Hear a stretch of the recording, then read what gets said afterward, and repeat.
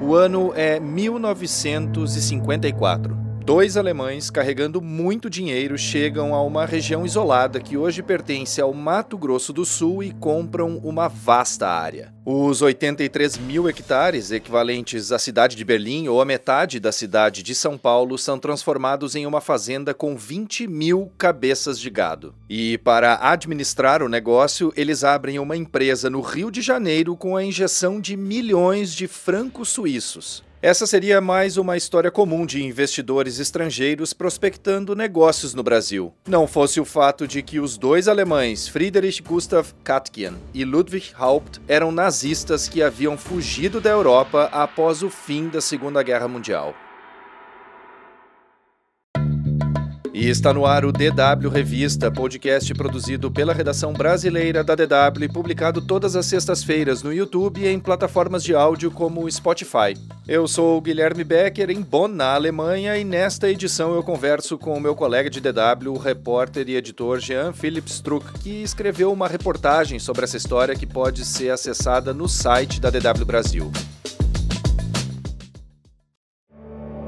O fim da Segunda Guerra Mundial desencadeou a fuga de diversos nazistas para a América do Sul e, embora a maioria tenha ido para a Argentina e Chile, por exemplo, o Brasil também foi o destino de alguns deles. Falando nisso, em março deste ano, a gente fez um episódio aqui no DW Revista sobre a fuga de carrascos nazistas ao Brasil. Eram nomes como Mengele, Wagner, Stangl e Kukurs, que participaram ativamente da máquina de extermínio nazista. A diferença é que, ao contrário desses nomes, os dois ditos investidores alemães que protagonizam o episódio de hoje não viveram na obscuridade. Não precisaram, por exemplo, mudar de nome, caso de Adolf Eichmann na Argentina e de Josef Mengele ou Mengele no Brasil, e nem trabalhar em empregos discretos, caso do austríaco Franz Stangl, que trabalhou na Volkswagen do ABC Paulista até ser preso, em fevereiro de 1967, por agentes do DOPS e extraditado para a Alemanha. Friedrich Gustav Katgen e Ludwig Haupt, protagonistas de hoje, viveram abertamente na Argentina e no Brasil. Foram membros de clubes e apareceram em colunas sociais e reportagens nos anos 50 e 60. Jean, obrigado por participar do DW Revista. E, bom, o Katgen e o Haupt chegaram à América do Sul com vistos válidos, trazendo muito dinheiro e sem esconder suas verdadeiras identidades, né? Faziam viagens por grandes cidades como Rio e Buenos Aires, que constavam em listas publicadas em jornais, onde também seus nomes apareciam ligados a diversas empresas registradas no Brasil. Então, devido a isso, a primeira pergunta que eu queria te fazer é por que eles simplesmente pareciam não ter o que temer? Então, Guilherme, o Katgen e o Haupt, eles eram dois nazistas um pouco diferentes, assim, das figuras que são mais conhecidas, que fugiram para a América do Sul, né? Eles não participaram, assim, da máquina do dia a dia do Holocausto, né,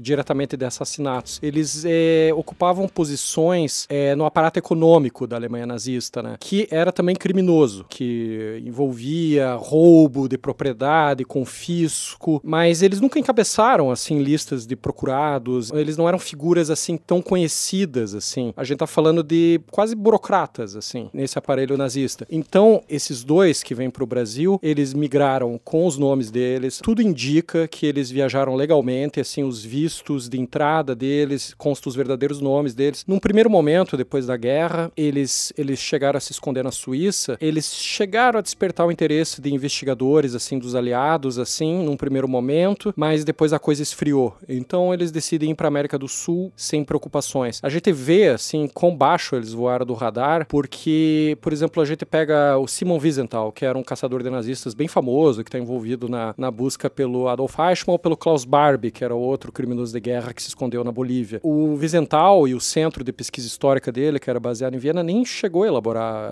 dossiês sobre o Katgen e o Haupt. Eles não entraram no radar nem da pesquisa histórica até o final dos anos 2000, assim, quando, por exemplo, uma comissão suíça começou a investigar a estadia deles no país, né, num primeiro momento. No Brasil, a gente não encontra referência histórica nenhuma. Para resumir, eles não tinham o que temer, eles não se esconderam na América do Sul e levaram, assim, uma vida luxuosa, confortável e bem social, assim como a gente vê em recortes de jornais da época e tudo isso. Mas então como ou por que essa história veio à tona agora, Jean? A Suíça, no final dos anos 90, resolveu montar uma comissão histórica para investigar qual que era a relação do país com os nazistas na Segunda Guerra Mundial. A gente vê ali uma primeira menção ali sobre o Haupt e o Katgen, sobre essa estadia que eles ficaram na Suíça. Mas assim, no meio de 1 milhão de informações, né? Daí mais ou menos assim, em 2015, um canal de televisão alemão chamado VDR resolveu se debruçar sobre esses dois, sobre a aventura da América do Sul deles. Daí a gente tem isso. Daí mais ou menos em 2020, uma historiadora suíça levantou um pouco sobre a trajetória deles, mas a coisa toda muito limitada. Bom, por que a gente está debatendo essa história? Porque agora, em 2025, o nome do Katgen apareceu com força, de maneira super acidental, assim. Na Argentina, alguém botou uma casa à venda, em Mar del Plata, né? Botou fotos de um imóvel à venda. E alguém notou, no caso, jornalistas holandeses, assim, notaram que tinha uma pintura numa das paredes. Essa imagem, a pintura que apareceu na parede, ela bate perfeitamente com uma pintura que desapareceu na Segunda Guerra Mundial, que pertencia a um colecionador judeu holandês. E essa pintura foi levada pelos nazistas, assim, nos anos 40, por pessoas que trabalhavam com o Hermann Göring. O Hermann Göring era o número 2 do regime nazista, ele era o chefe da Força Aérea Alemã, Luftwaffe, mas ele também tinha todo um poder, assim, autarquias econômicas, porque ele era chefe de um negócio chamado Plano Quadrienal, que era um plano que os nazistas montaram para a Alemanha para a guerra. Então,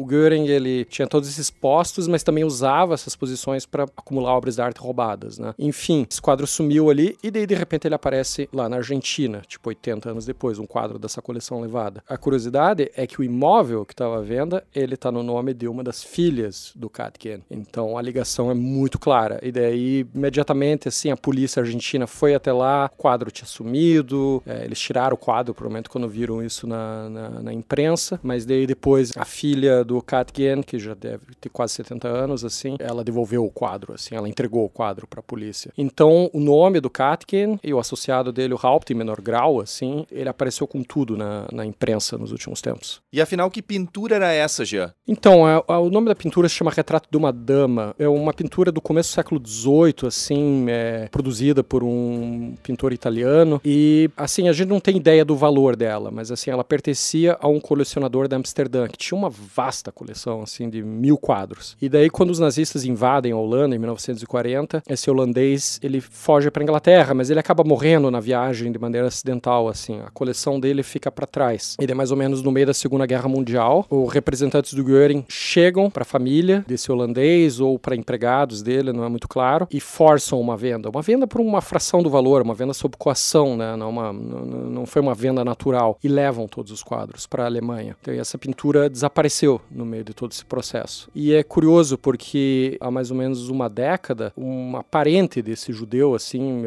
ela conseguiu recuperar 200 obras dessa coleção, porque elas tinham ido parar no museu holandês depois da guerra. Essa coleção está toda espalhada hoje em dia, tem vários museus que acabaram pegando elas, assim, alguns obviamente não querem, tipo, entregar, né, agora ela conseguiu obter, então, 200. E essa pintura que apareceu lá na Argentina fazia parte disso. Jean, e como foi a trajetória e também qual era o papel deles na Alemanha nazista? Vamos começar pelo Katgen, né? O Katgen, ele é de uma família de classe média, ele tinha uma vida confortável. Ele entrou para o serviço público do estado da Prússia, inicialmente, no começo dos anos 30, né? A Prússia era um estado alemão da época, né? E ele começou a trabalhar no Ministério da Economia. E daí, semanas antes dos nazistas tomarem o poder, né, em janeiro de 33, ele se filiou ao Partido Nazista. Mais ou menos em 35, ele vira membro da SS, né, que é uma organização que tem um papel central, né, na execução do Holocausto mais tarde, apesar de que não há indicações que ele foi ativo na SS. Às vezes era muito comum que a SS inscrevesse pessoas de outras áreas, assim, para a organização, assim, dava patentes para eles, mas isso não quer dizer que ele tenha sido ativo. Mais ou menos ali por 38, o Katgen, ele passa a trabalhar para o Göring, que é o número 2 do regime. O Hitler incumbiu o Göring de liderar o plano quadrienal, né, que já foi mencionado. Uma vasta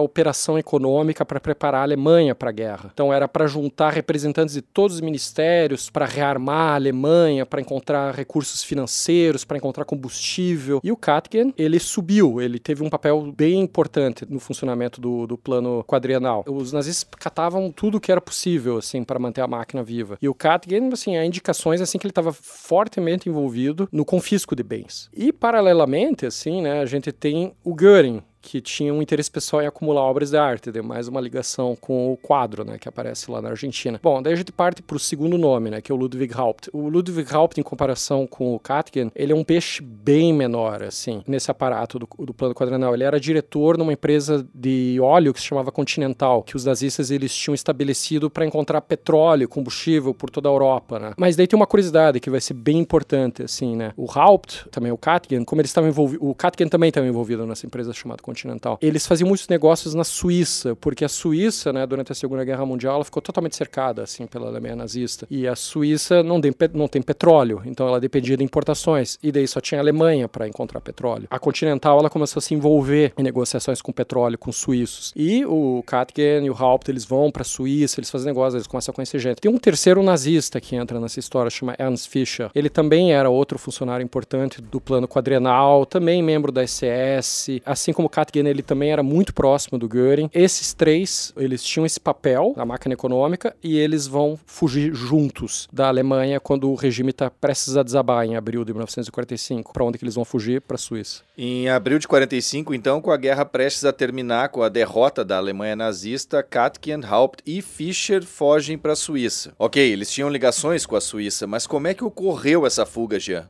Então, eles tinham preparado muito bem essa fuga. Em 44 ainda, quando já o cerco já está se fechando, os três viajam para a Suíça, aparentemente em missão oficial, para negociar. Mas já tudo indica que eles já estavam preparando a fuga, né? Eles simplesmente não seriam recebidos, assim, de braços abertos na Suíça só por amizade. Eles montam um plano, assim, que o Haupt, nesse caso, né, que é o peixe menor do trio, ele aparentemente estava bem envolvido. Eles arrumam mais ou menos uns 27 vagões de combustível que pertenciam à Continental. E eles vão entrar com isso na Suíça, assim, para conseguir que os suíços permitam a entrada dos vagões, mas também eles juntos. E eles chegam bem no final de abril, assim, dias antes do Hitler se suicidar, assim, eles prepararam muito bem isso. Entram na Suíça com esses vagões, e daí entra um quarto personagem ali interessante, né, nessa história, que é um advogado suíço, chama Ernst Infeld. E esse Ernst Infeld, ele era diretor numa empresa suíça chamada Petrola, uma autarquia suíça que foi formada para poder arrumar combustível para a Suíça durante a guerra, né? Então o Infeld já conhecia essas figuras, assim. E foi o Infeld que fez lobby político para que esse trio de alemães conseguisse vistos para entrar na Suíça. E ele conseguiu para eles. A gente tem que lembrar, assim, a Alemanha nessa época, assim, tá um desastre total. É caos, é destruição, fome, os exércitos entrando, assim, é uma situação desesperadora. Mas a situação é totalmente diferente para esse trio. Eles entram na Suíça e imediatamente se hospedam no hotel de luxo, assim. A vida deles não podia ter um contraste maior. E eles vão ficar anos na Suíça inicialmente. E eles formam uma rede de amizades e de apoio na Suíça, que não é só baseada no papel desses, em agradecimento a esses vagões, assim, que a Suíça estava desesperada por combustível. Vai muito além, assim.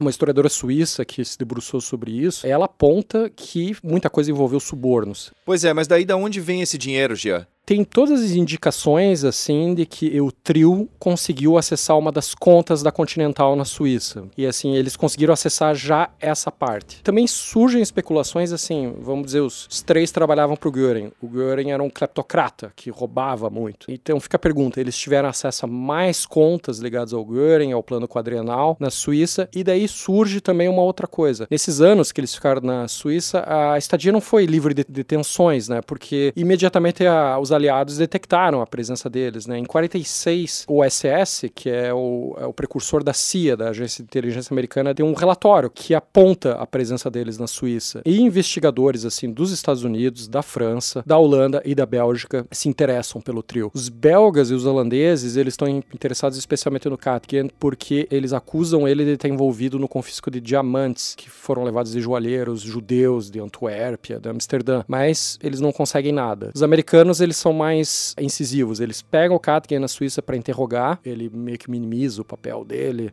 em toda a operação, dizendo que ele era um ator menor. E daí, com esse advogado que eu citei ali anteriormente, o Infeld, eles formam uma empresa na Suíça. O Haupt, o Katgen e o Infeld, né, o advogado suíço, chamada Inhalka, na Suíça, num primeiro momento. Mas assim, eles ficam na Suíça, levando uma vida boa, com dinheiro, não se sabe de onde vem. A Inhalka chega a fazer um grande negócio na Suíça. Ela, espantadoramente, curiosamente está envolvida numa grande compra de carne da Argentina, que é enviada para as zonas de ocupação da Alemanha. Eles fazem um monte de dinheiro com isso. No final dos anos 40, o Haupt e o Katgen, eles começam a preparar a viagem deles para a América do Sul. Nesse ponto, os aliados continuam se interessando para eles, mas vamos dizer, a tensão já está menor, porque já começou a Guerra Fria, tem um esfriamento assim, de ajuste de contas com antigos nazistas. Pois é, mas e como e quando depois eles foram parar no Brasil? O Haupt e o Katgen e, curiosamente, a esposa do advogado suíço Infeld, que se chamava Antoinette Infeld, mas o apelido dela era Toni, e os três vão para a América do Sul. Tudo indica que o Katgen foi primeiro. Ele foi para a Argentina primeiro e permaneceu um pouco lá. Daí o Haupt e a Antoinette Infeld chegam no Rio de Janeiro, isso é mais ou menos 1951. E daí os três, eles fundam uma nova Inhalca, uma nova empresa, chama Inhalca Brasileira, no Rio de Janeiro. Nesse meio tempo, na estadia argentina dele lá, o Katgen já fundou uma Inhalca Argentina, sociedade anônima. Então, aquela empresa que eles formaram na Suíça já está se espalhando pela América do Sul. A Inhalca começa a adquirir representações de grandes firmas alemãs, de maquinário, mas enfim, como é que eles formaram essa empresa? Qual que foi o capital inicial? Em 1953, 54, os três, eles vão para Mato Grosso. Hoje, Mato Grosso do Sul, na época, o Mato Grosso era um estado só, né? Não tinha sido desmembrado. E daí eles adquirem uma área gigantesca, assim, 83 mil hectares. A gente tá falando de uma área que é do tamanho de Berlim, da superfície de Berlim, ou metade da superfície do município de São Paulo, muito grande. E eles injetam milhões de francos suíços, assim, na operação. Começa a formar uma mega fazenda lá, que vai ter 20 mil cabeças de gado. Eles arregimentam uns alemães do Paraná, uns descendentes de alemães do Paraná para tocar a fazenda. E eles formam no Rio de Janeiro uma companhia chamada Companhia do Rio Taquari para tocar essa fazenda. Pouco depois, o Haupt e o Katgen, eles adquirem outra fazenda, na mesma região do Pantanal, que também vai ser formada através de uma empresa no Rio de Janeiro. Então a gente já está falando que eles têm 3 empresas no Rio de Janeiro.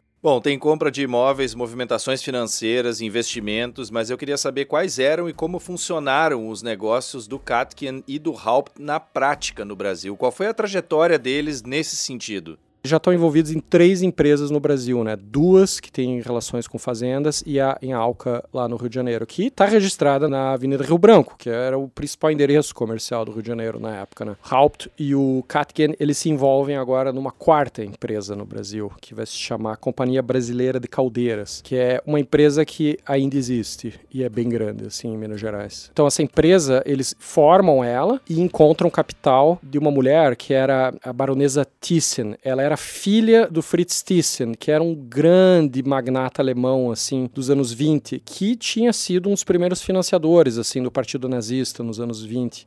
Mas depois ele caiu em desgraça com o regime e virou um adversário do Hitler, assim, terminou no campo de concentração. Mas esse relacionamento, assim, dos dois com a Thyssen não vai ser pacífico. Os advogados da Thyssen na Alemanha, eles identificam que a empresa tem problemas contábeis, assim, desde o início. E, nesse sentido, a indicação de que tem lavagem de dinheiro ali. À frente, assim, da Companhia Brasileira de Caldeiras, onde os dois, o Haupt e o Katgen, eles ocupam funções de diretor financeiro, diretor de operações. Eles entram, assim, no mundo, assim, social, assim, eles se encontram com políticos, assim, tem uma visita na época, em 1959, que o secretário de Finanças de Minas Gerais, que era o Tancredo Neves, ele visita a fábrica lá, ele se encontra com o Katgen e com o Haupt, que são, assim, para todo mundo, na época, eles eram meros diretores alemães de uma empresa ali. Bom, para a gente encerrar aqui, eu queria saber até quando foi essa pujança e o que aconteceu com eles nas décadas seguintes.